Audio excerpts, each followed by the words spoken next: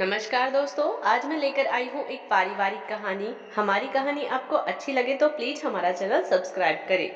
सुधा का अपनी सहेली रजनी के बेटे की सगाई में शामिल होने इस शहर में आना हुआ, जहां उसकी बेटी आराध्या का ससुराल है। वैसे कोई खास दूरी तो नहीं, बस 2 घंटे का ही सफर था।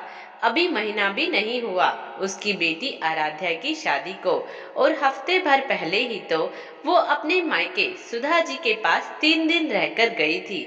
मगर फिर भी बेटी का मोह, वो ससुराल में खुश तो है, कहीं मायके में आकर झूठ मूठ सब ठीक है मम्मा, और असल में हे भगवान, मन नहीं मान रहा। तो सोचा 2 घड़ी के लिए आराध्या से मिलती चलूं। सो फटाफट पास के बाजार से मिठाई और ड्राई फ्रूट का बॉक्स लिया, और थोड़ी झिझकती हुई सी बिना बताए पहुंच गई बेटी के ससुराल में। बैल बजाई तो दरवाजा आराध्या ने खोला। माँ को अचानक देखकर वो चौंक गई, और वही सुधा जी आराध्या को देखकर, क्या है ये सब आराध्या, अभी शादी को महीना भर नहीं हुआ और ये हुलिया बना रखा है। सुधा वहीं दरवाजे पर खड़ी हुई फुसफुसाते हुए उसे सुनाई जा रही थी कि सामने से आती हुई उसकी समधिन ने हंसते हुए उसे गले लगा लिया और अंदर ले आई। क्या हुआ बहन जी, आप क्यों मेरी बहू की क्लास ले रही हो?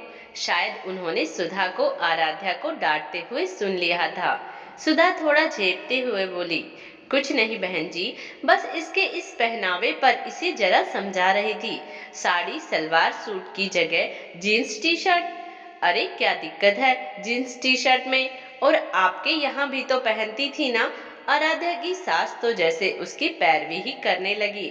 सुधा थोड़ा संभलते हुए बोली, जी तब की बात और थी बहन जी, वो उसका मायका है, ये तो इसकी ससुराल है। अलग कैसे? एक ही बात है। फर्क बस इतना है कि ये अपने उस घर से अपने इस घर में आई है।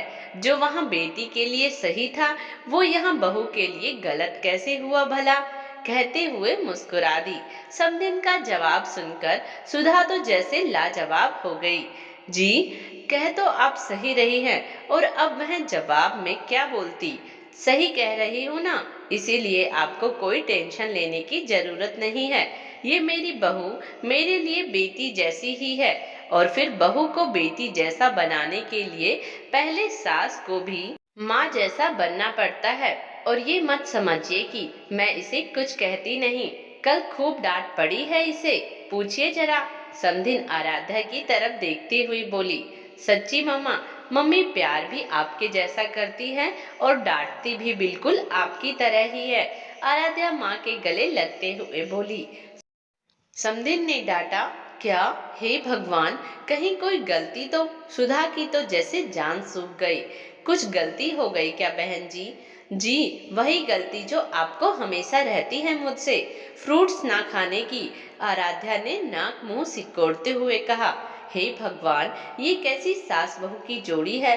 दोनों को खिलखिलाता देखकर सुधा भी मुस्कुरा दी। नजर ना लगे माँ जैसी सास और बेटी जैसी बहू की इस अनोखी जोड़ी को।